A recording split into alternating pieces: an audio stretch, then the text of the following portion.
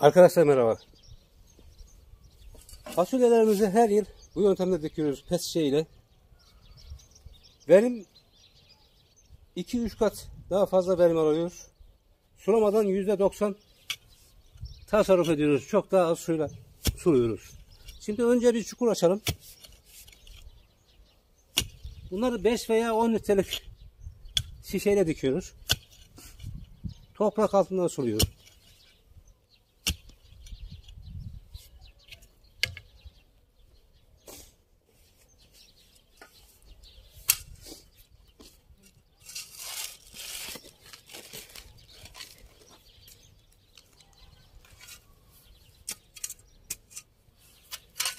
...35-40 santim bir çukur açıyoruz şişenin gireceği şekilde.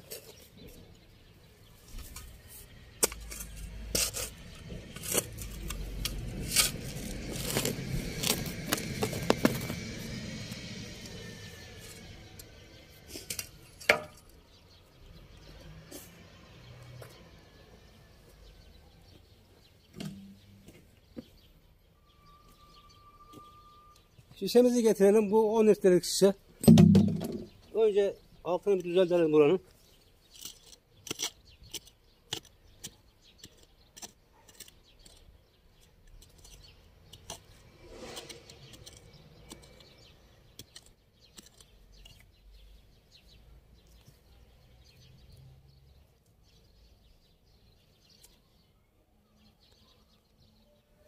Bunda gübre kullanmıyoruz. Otları bırakıyoruz, büyüyor. Dikimden 1 ay önce, 1,5 ay önce bunu toprağa alt üst edince belli 35-40 santimden bunlar gübre oluyor. Şişemizi aldık. Bu 10 litrelik şişe. Bir ikinci boğumdan 4 tane delik deliyoruz. Bir çivinin ucunu böyle düzelttim. Keskinleştirdim. Rahatlıkla deliyor.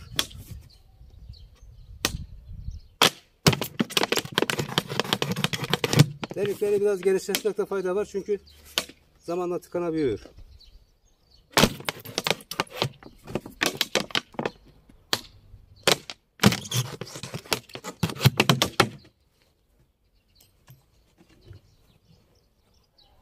Delikler toprağın 10-15 santim altında kalacak şekilde şişemizi yerleştiriyoruz. Etrafını dolduruyoruz bu şekilde.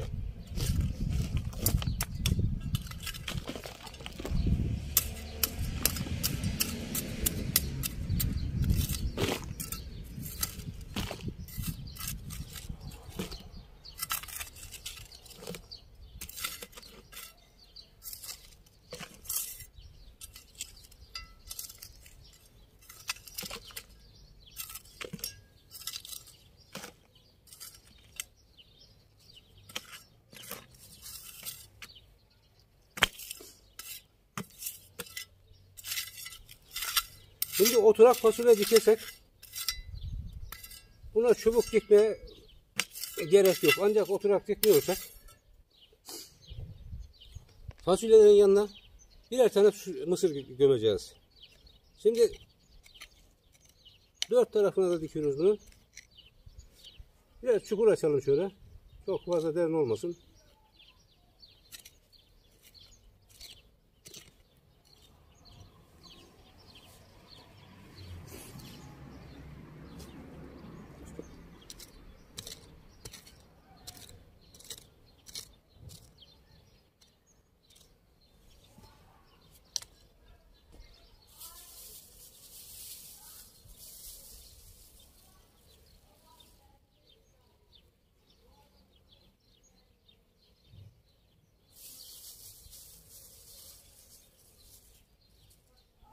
Fasulyeleri yarım saat önceden biraz ıslattık.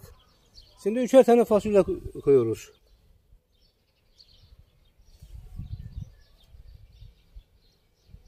Bazıları çıkmayabiliyor çünkü.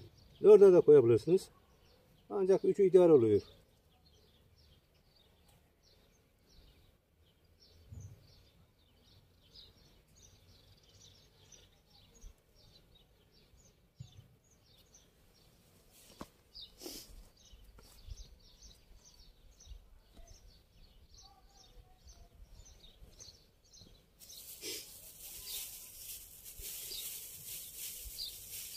Bunların kenarına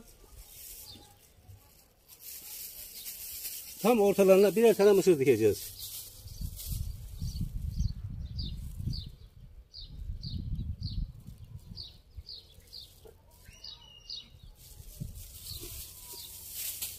Mısırla da ıslatmıştık.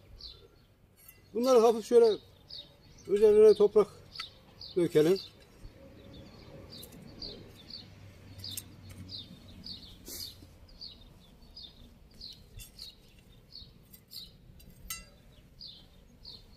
Üzerlerini kapatıyoruz. 1-2 santim fazlaya gerek yok.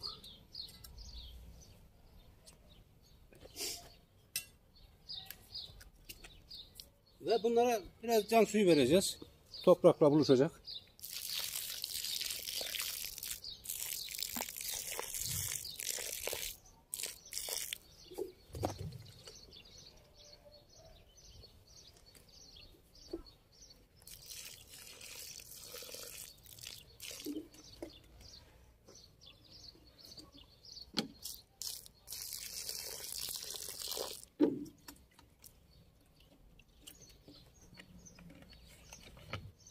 Nemini kaybetmemesi için üzerlerine biraz daha toprak ilave ediyoruz.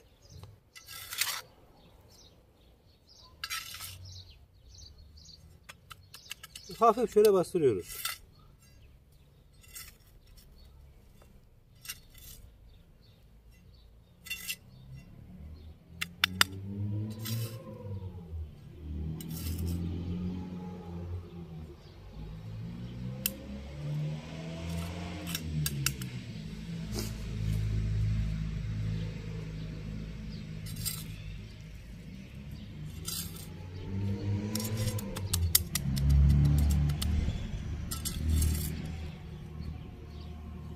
Bu kadar yeterli.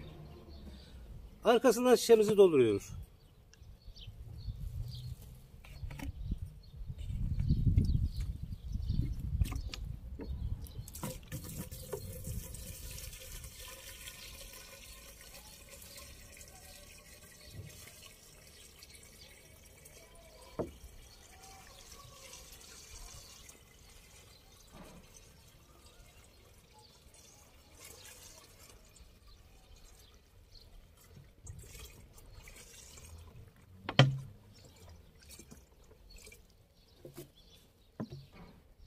Şişemizin kapağını sıkıca kapatacağız.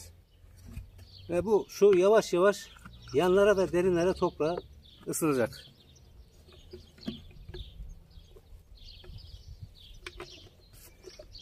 Bu su normalde havalar böyle serin giderse fasulyeler, mısırlar çıkacak. Büyüyecek. 15-20 santim olduğu zaman hafif çapamızda fasulyeler, mısırların böyle diplerini dolduracağız. Ve bekleyeceğiz çiçek açana kadar. Fasulyeye suyu verirsek devamlı boya gider. Çiçek açmaz. Hava durumuna bakarak, hava çok sıcaksa şişeyi yarım veya bir doldurabiliriz. Yoksa doldurmaya gerek yok. Fasulyeler şu boy olunca çapalayacağız. Şu boya gelince. Fasulyeler mısıra tutunarak sarılacak, çiçek açacak, fasulye verecek. Bu şekilde %90 üzeri sudan tasarruf ediyoruz. Çok az su kullanıyoruz. Toprak alttan sulanıyor. Buraları daha dolduracağımız için su tamamen altta kalacak. Su yanlara ve dibe gidecek. Kökler de onu takip ederek çok geniş bir alana yayılacak. Fasulye zaten normalde 1-1,5 metreye kadar gidebilir kökleri eğer toprak elverişliyse. Çiçek açtıktan sonra sulamaya başlıyoruz.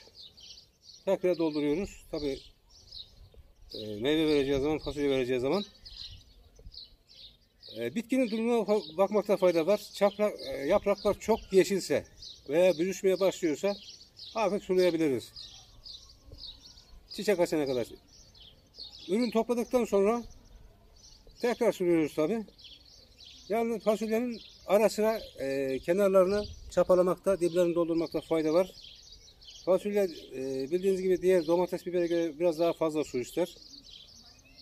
Ancak çok fazla suda böcek getirir, hastalık getirir. Sadece bitki durumuna bakarak, hava durumuna bakarak bunu sulayacağız. Çok verimli oluyor bu şekilde. Fasulyeler mısırlara sarılıyor. Mısırlar da büyür aynı anda. Ve gölge yapıyor. Biraz da sık dikiyorum çünkü toprağı görmemesi gerek. Güneş toprağı görürse, toprak yanarsa bütün bitkiler zarar görüyor. Ne kadar sık dikersek o kadar verimli oluyor. Toprak serin kalıyor. Toprak serin kalınca kökler de çalışıyor. Teşekkür ederim. Tekrar görüşmek üzere.